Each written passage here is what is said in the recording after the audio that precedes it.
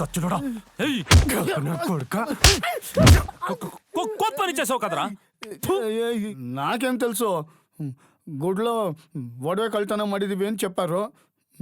ಸ್ವಾಮಿಗೆ ರೇಪ್ చేసేసి చంపేశాను తెలియదురా. ಹೇಳಿದಿದ್ರೆ ನನ್ನ ಚರ್ಮ ಸುಲ್ದು ನಾನು ಬಾಯಿ ಬಿಡ್ತಾ ಇರಲಿಲ್ಲಪ್ಪ. ಇಷ್ಟಕ್ಕೂ ಪೊಲೀಸರು ಬಂದಾಗ ಬೇರೆ ಬೇರೆ ಮನೆ ತೋರಿಸ್ಲಿಲ್ವಾ? ಬುದ್ಧಿ ಇಲ್ವಾ? ತಪ್ಸ್ಕೋಬೇಕಿತ್ತು.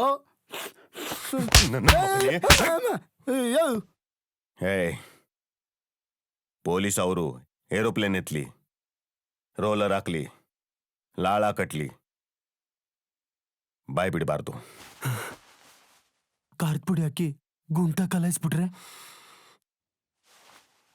ಖಾರದ ಪುಡಿ ಅಲ್ಲ, ಕರೆಂಟ್ ಇಷ್ಟೇ ಕೂಡ ಬಾಯ್ ಬಿಡಂಗಿಲ್ಲ.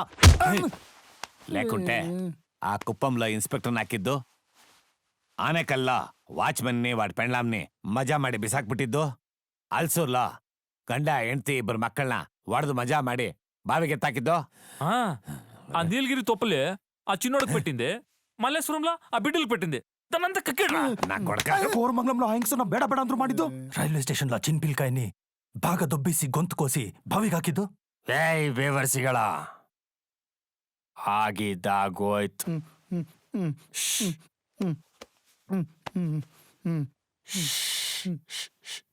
ಆ ಲಕ್ಷ್ಮಿ ಬಾಯಿ ಬಿಟ್ಬಿಟ್ರೆ ಆ ಬೋಸುಡಿ ಬಾಯಿ ಬಿಡಲ್ಲ. ಇನ್ 3 ದಿನಗಳಾಗ ಕೋಟಿಗೆ ಕರ್ಕೊಂಡು ಹೋಗ್ತಾರೆ. ಅಲ್ಲೇನಾಗ್ತದೋ ನೋಡೇ ಬಿಡಣ.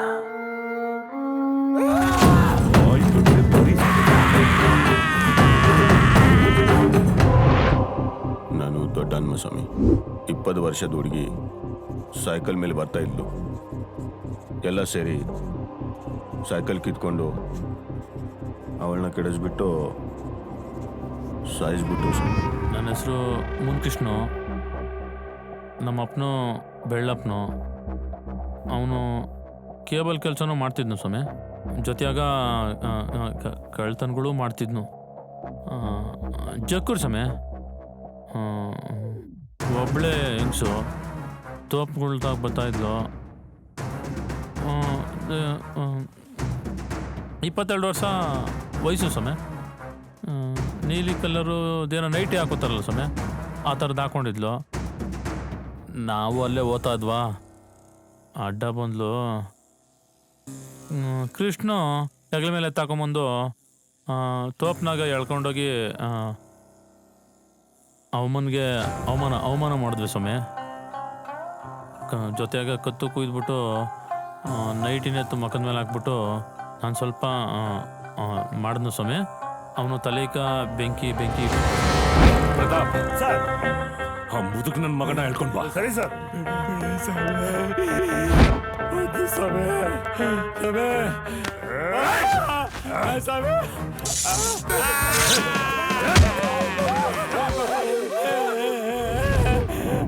నా పేరు చిక్మునియ స్వామి. దండుపాಳ್య కృష్ణ, లక్ష్మి, కొత్తి తిమ్ముడు, ಅನ್ಮಡು ಎಲ್ಲರೂ ನಾಲ್ಕು ಚುಟ್ಟಾಲೆ ಸ್ವಾಮಿ. ಎಲ್ಲರೂ ಮನೆಗೆ ನುಗ್ಗಿ ಎಲ್ಲರನ್ನು ಸಾಯಿಸ್ಬಿಟ್ಟು ಕೆಡಿಸ್ಬಿಟ್ಟು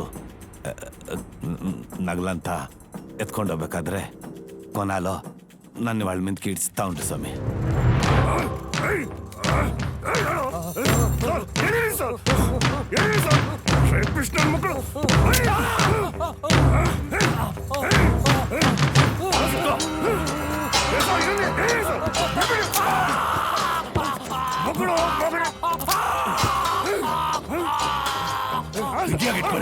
ರೀತಿ ಟಾರ್ಚರ್ ಕೊಟ್ಟಿದ್ರು ಅದನ್ನೆಲ್ಲ ತಿರುಗಿಸಿ ನಿನಗೊಬ್ಬನಿಗೆ ಕೊಡ್ತೀನಿ. ಹುಟ್ಟಿದಾಗ್ನಿಂದ ಇಲ್ಲಿವರೆಗೂ ನೀನು ಮಾಡಿದ ಎಲ್ಲ ಅಪರಾಧಗಳು ತಾನಾಗಿ ಆಚೆ ಬರುತ್ತೆ.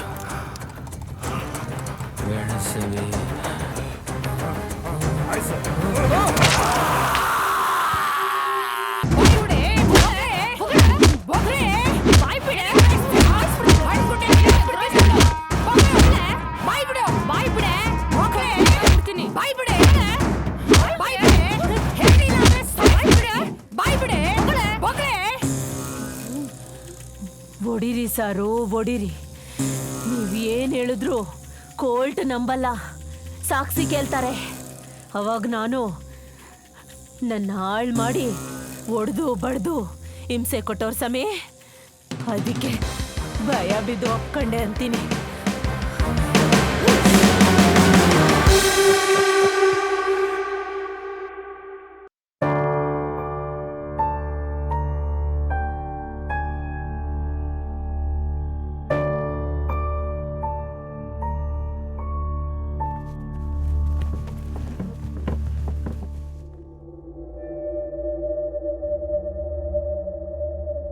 ಯುವರ್ ಆನರ್, ನಮ್ಮ ರಾಜ್ಯ ಎಂದು ಕಂಡು ಕೇಳರಿಯದ ವೆರಿ ಡೇಂಜರಸ್ ಕ್ರಿಮಿನಲ್ಸು ಈ ದಂಡುಪಾಳ್ಯದ ಗ್ಯಾಂಗ್. 82 ಮರ್ಡರ್ಸ್, 300 ದರೋಡೆ, ಹೀಗೆ ಲೆಕ್ಕವಿಲ್ಲದಷ್ಟು ಅಪರಾಧಗಳನ್ನು ಮಾಡಿದ್ದಾರೆ. ದಂಡುಪಾಳ್ಯ ಕೃಷ್ಣ 37 ಕೊಲೆ, ಲಕ್ಷ್ಮಿ 18, ದೊಡ್ಡ ಹನುಮ 50, ಚಿಕ್ಕಮುನಿಯಪ್ಪ 3, ಮುನಿಕೃಷ್ಣ 28, ತಿಮ್ಮ ಅಲಿಯಾಸ್ ಕೋತಿರಾಮ 29 ಅಪರಾಧಗಳಲ್ಲಿ ಭಾಗಿಯಾಗಿದ್ದಾರೆ. ಯುವರ್ ಆನರ್, ಇಡೀ ಬೆಂಗಳೂರು ಮಹಾನಗರವನ್ನ ಹಗಲು ರಾತ್ರಿ ಬೆಚ್ಚಿ ಬೀಳಿಸಿದ್ದು ದಂಡುಪಾಳ್ಯದ ಒಂದು ಗ್ಯಾಂಗ್. ಇಂಥ ಪರಿಸ್ಥಿತಿಯಲ್ಲಿ ಸಾರ್ವಜನಿಕರು, ಮಾಧ್ಯಮದವರು ಪೊಲೀಸ್ ಇಲಾಖೆ ಮೇಲೆ ಆದಷ್ಟು ಬೇಗ ಅಪರಾಧಿಗಳನ್ನು ಬಂಧಿಸಿ ಅಂತ ಒತ್ತಡ ಹೇರೋದು ಸರ್ವೇ ಸಾಮಾನ್ಯವಾದದ್ದು. ಇಂತಹ ಒತ್ತಡದ ಪರಿಸ್ಥಿತಿಯಲ್ಲಿ ದಿಕ್ಕು ತೋಚದೆ ಅಸಹಾಯಕರಾಗಿ ಸನ್ಮಾನ್ಯ ಶ್ರೀ ಇನ್ಸ್ಪೆಕ್ಟರ್ ಚಲಪತಿ ಅವರು ಎಲ್ಲೋ ಇದ್ದ ಅಮಾಯಕರನ್ನ ಕರ್ಕೊಂಬಂದು ಹೊಡೆದು ಬಡ್ದು ಮಾನಸಿಕವಾಗಿ ಚಿತ್ರಹಿಂಸೆ ನೀಡಿ ಇವರೇ ದಂಡುಪಾಳ್ಯದ ಹಂತಕರು ಅಂತ ನಿರೂಪಿಸೋದಕ್ಕೆ ಹೊರಟಿದ್ದಾರೆ ಯುವರ್ ಆನರ್. ಯುವರ್ ಆನರ್, ಸಾಕ್ಷಿ ಬೇಕಾಗಿರೋದು ಸುಳ್ಳಿಗೆ, ಸತ್ಯಕ್ಕಲ್ಲ ಅಂತ ಹೇಳೋದು ಹಳೆ ಸಿದ್ಧಾಂತ. ನಡುಬೀದಿಯಲ್ಲಿ ನಿಂತು ಬಾಯಿ ಬಡ್ಕೊಂಡ್ರು ಕೇಳಿಸದೇ ಇರುವಂತ ಪರಿಸ್ಥಿತಿ ಬಂದ್ಬಿಟ್ಟಿದೆ ಸತ್ಯಕ್ಕೆ. ನಡೆದಿರೋ ಎಲ್ಲಾ ಕೃತ್ಯಗಳಿಗೆ ಇವರೇ ಕಾರಣರು. ಇವರೇ ಆ ದಂಡುಪಾಳ್ಯದ ಗ್ಯಾಂಗ್, ನಟೋರಿಯಸ್ ಕ್ರಿಮಿನಲ್ಸ್. ದಂಡುಪಾಳ್ಯದಲ್ಲಿ ವಾಸ ಮಾಡೋ ಎಲ್ರನ್ನೂ ಕ್ರಿಮಿನಲ್ಸ್ ಅಂತ ಕನ್ಸಿಡರ್ ಮಾಡಕ್ಕಾಗಲ್ಲ. ಹಾಗೆ ನೋಡಿದ್ರೆ ನನ್ನ ಮನೇನೂ ದಂಡುಪಾಳ್ಯದಲ್ಲೇ ಇರೋದು, ಮತ್ ನನ್ನ ಯಾಕೆ ಅರೆಸ್ಟ್ ಮಾಡಲಿಲ್ಲ? ನಿಮ್ಮ ವಿರುದ್ಧ ಸಾಕ್ಷ್ಯಾಧಾರಗಳು ಸಿಕ್ಕರೆ ನಿಮ್ಮನ್ನು ಅರೆಸ್ಟ್ ಮಾಡ್ತಾರೆ ಭಟ್ರೆ, ಯಾಕೆ ಯೋಚನೆ ಮಾಡ್ತೀರಾ? ಮಾಡ್ತಾರೆ. ಯುವರ್ ಆನರ್, ಇದುವರೆಗಿನ ಕೃತ್ಯಗಳನ್ನೆಲ್ಲ ಇವರೇ ಮಾಡಿರೋದು ಅನ್ನೋದಕ್ಕೆ ನಮ್ಮ ಹತ್ರ ಸಾಕ್ಷ್ಯಾಧಾರಗಳಿವೆ. ದಿನಾಂಕ 8/11/98 ಇದೇ ಗ್ಯಾಂಗು ಸುಶೀಲಾ ಅನ್ನೋರ ಮನೆಗೆ ನುಗ್ಗಿ ಸುಶೀಲಾ ಮತ್ತು ಭವ್ಯಾರವರನ್ನು ಅತ್ಯಾಚಾರ ಮಾಡಿದ್ದು ಅಲ್ಲದೆ ಅವರನ್ನು ಕೊಲೆ ಮಾಡಿ ಅವ್ರ ಮನೆಯಲ್ಲಿದ್ದ ಒಡವೆಗಳನ್ನೆಲ್ಲ ಕದ್ಕೊಂಡು ಬಂದು ಧಾರವಾಡದ ಪನ್ನಾಲಾಲ್ ಅಂಗಡಿಗೆ ಮಾರಿದ್ರು. ಕೊಲೆಯಾದವರ ಮನೆಯಲ್ಲಿದ್ದ ಫೋಟೋಗಳಲ್ಲಿ ಏನ್ ಕಾಣ್ತಿದ್ವು ಅದೇ ಒಡವೆಗಳಿವು. ಇದಕ್ಕಿಂತ ಸಾಕ್ಷಿ ಇನ್ನೇನು ಬೇಕು? ಇಷ್ಟೇ ಅಲ್ಲದೆ ಡಿಜೆ ಹಳ್ಳಿ ಮುರುಗನ್ ಟೆಂಪಲ್ನಲ್ಲಿ 2 ಅರ್ಚಕರನ್ನ ರೇಪ್ ಮಾಡಿ ಕೊಂದು ದೇವರ ಒಡವೆಗಳನ್ನ ಕದ್ದಿದ್ದಾರೆ. ಅವುಗಳಲ್ಲಿ ಅತ್ಯಂತ ಮುಖ್ಯವಾದ ಮುರುಗನ ಶೂಲ ಇದರಲ್ಲಿ ದೊರೆತಿದೆ. ಅಂದಮೇಲೆ ಆ ಅಪರಾಧನೂ ಇವರೇ ಮಾಡಿದ್ದಾರೆ ಅಂತ ಸ್ಪಷ್ಟವಾಗಿ ಗೊತ್ತಾಗುತ್ತೆ. That's all your honour.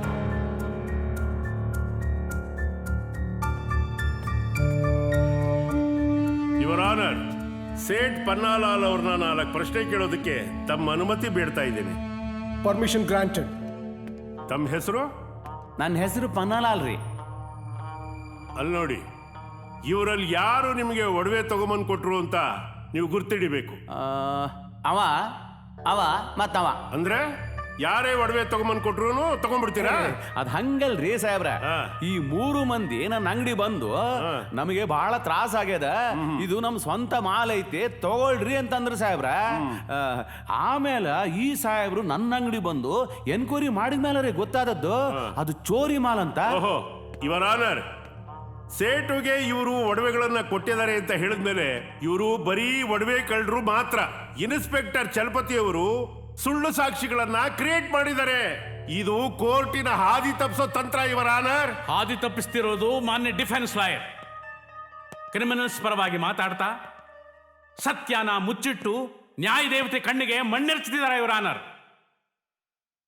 ಕೋರ್ಟ್ನಲ್ಲಿ ಪ್ರೊಡ್ಯೂಸ್ ಮಾಡಿರೋ ಒಡವೆಗಳಿಂದಾಗಲಿ ಇನ್ನಿತರ ಸಾಕ್ಷಿ ಆಧಾರಗಳಿಂದಾಗಲಿ ಇವರೇ ಕೊಲೆಗಾರರು ಅಂತ ಕೋರ್ಟ್ನಲ್ಲಿ ಪ್ರೂವ್ ಮಾಡೋಕ್ಕಾಗಲ್ಲ. ನಾನು ಸಾಕ್ಷಿ ಹೇಳ್ತೀನಿ ಯುವರ್ ಆನರ್.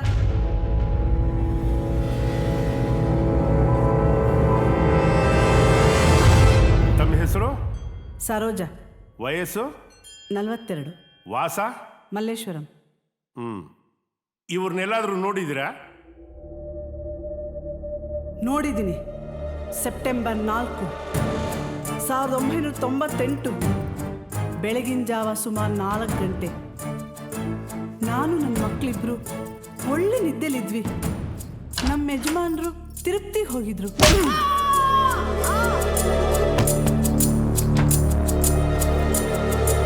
ನನ್ನ ಮಕ್ಕಳಿಬ್ಬರನ್ನ ಕೊಂದುಬಿಟ್ರು.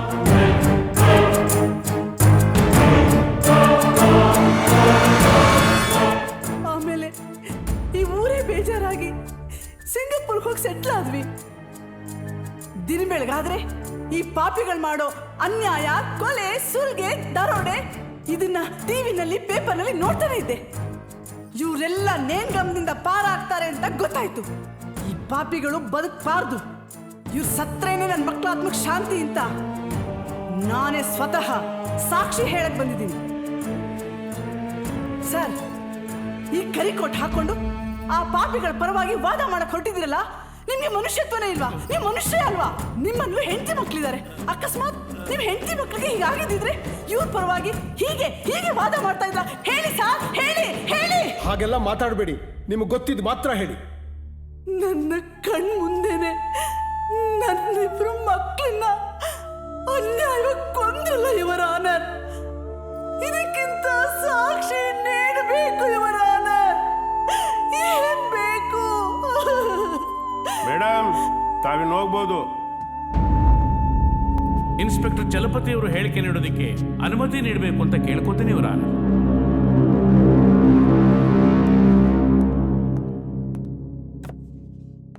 ಯೋರ್ ಆನರ್, ರಾಕ್ಷಸರ ಹಾಗೆ ರಕ್ತ ಕುಡಿದು ಪಶುಗಳಿಗಿಂತ ಕೀಳಾಗಿ ಅತ್ಯಾಚಾರ ಮಾಡುವಂತವರನ್ನ ನೀವು ನಿರಪರಾಧಿಗಳು, ಅಮಾಯಕರು ಅಂತ ಹೇಳ್ತೀರಾ ಸರ್?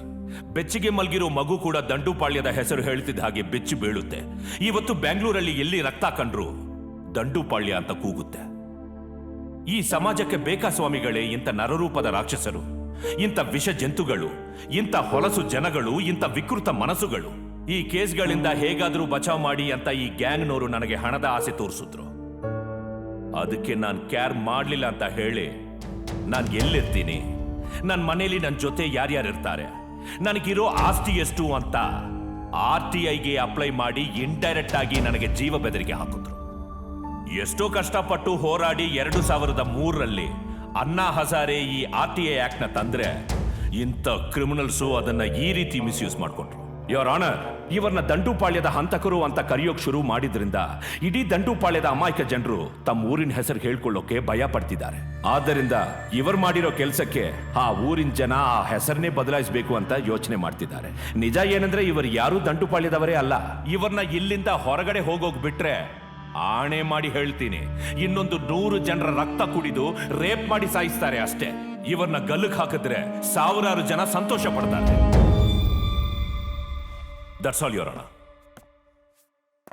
ಯೋರ್ ಆನರ್, ಹಿಂದೆ ಇಂಥ ಅಪರಾಧಿಗಳನ್ನ ಕಾದ ಎಣ್ಣೆಯಲ್ಲಿ ಹಾಕ್ತಿದ್ರಂತೆ, ರಕ್ತ ಕೀವು ತುಂಬಿದ ಕೊಳದಲ್ಲಿ ಮುಳುಗಿಸ್ತಿದ್ರಂತೆ. ಹಾಗಂತ ಗರುಡ ಪುರಾಣದಲ್ಲಿ ನಾವು ಓದಿದ್ದೀವಿ, ಕೇಳಿದ್ದೀವಿ. ದುರದೃಷ್ಟವಶಾತ್ ನಮ್ಮ ಕಾನೂನಿನಲ್ಲಿ ಅಂಥ ಶಿಕ್ಷೆ ಯಾವೂ ಇಲ್ಲ. ಆದ್ದರಿಂದ ಇಂಥ ಅಪರಾಧಿಗಳಿಗೆ IPC 302 ಸೆಕ್ಷನ್ ಪ್ರಕಾರ ಮರಣದಂಡನೆ ವಿಧಿಸಬೇಕು ಅಂತ ನ್ಯಾಯಾಲಯದಲ್ಲಿ ವಿನಂತಿ ಮಾಡಿಕೊಳ್ತಾ ಇದ್ದಾರೆ. ಸರ್, ಇಂಥವ್ರೆಲ್ಲ ಬಿಡಬೇಡಿ ಸರ್, ನೇಣ್ಗಂಬಕ್ಕೆ ಹಾಕಿ ಸರ್. ಇಂಥವ್ರನ್ನೆಲ್ಲ ನಡು ರಸ್ತೆಯಲ್ಲಿ ನಿಲ್ಲಿಸ್ಬಿಟ್ಟು ಕಲ್ಲಲ್ಲಿ ಹೊಡೆದು ಸಾಯಿಸ್ಬೇಕು. ಇಂಥವ್ರಿಗೆಲ್ಲ ಗಲ್ ಶಿಕ್ಷೆ ಆಗ್ಲೇಬೇಕು, ಖಂಡಿತ.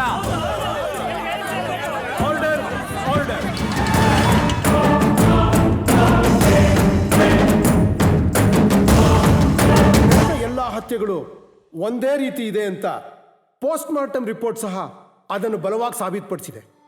ಇಲ್ಲಿವರೆಗೆ ದೊರೆತ ಸಾಕ್ಷಿ ಆಧಾರಗಳು ಇವರೇ ಹತ್ಯೆ ಮಾಡಿದ್ದಾರೆ ಅಂತ ಪುಷ್ಟೀಕರಿಸಿದೆ.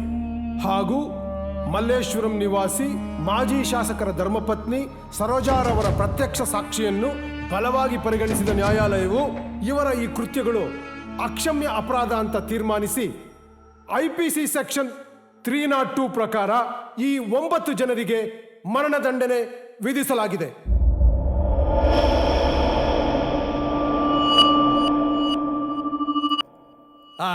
ನಮ್ಮನ್ನೇ ನ್ಯಾಯ ಗೊತ್ತಲ್ಲ ನಿನಗೆ? ನಮ್ಗೆ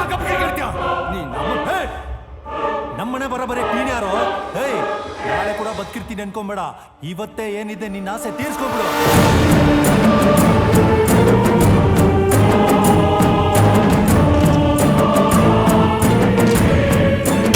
ಚಲಪತಿ ಇನ್ನೊಂದು ಬಿಡಲ್ಲ, ನೋಡ್ಕೋತೀರೋ? ಇಲ್ಲಿಗೆ ಮುಗಿ ತೋರ್ಕೊಂಬೇಡ. ಹೈಕೋರ್ಟ್ ಐತೆ, ಸುಪ್ರೀಂ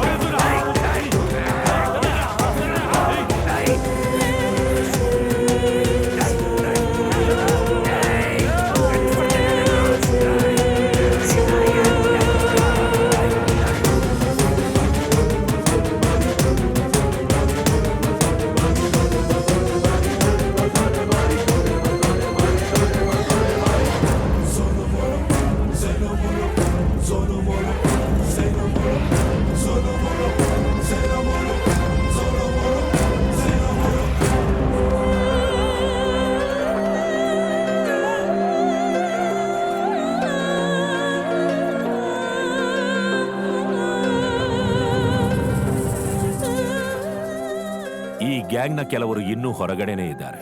ಇವರು ಜೈಲಿನಿಂದ ತಪ್ಪಿಸಿಕೊಳ್ಳೋಕೆ ಮಾಡಿದ್ದ ಪ್ಲಾನ್ಸ್ ಏನು? ಇವರಿಗೆ ಸಹಾಯ ಮಾಡ್ತಿದ್ದ ಪೊಲಿಟಿಷಿಯನ್ಸ್ ಯಾರು? ನನ್ನ ಕೊಲೆ ಮಾಡೋಕೆ ಇವರು ಮಾಡಿದ ಪ್ರಯತ್ನಗಳೇನು? ಇದೆಲ್ಲಕ್ಕೂ ಉತ್ತರ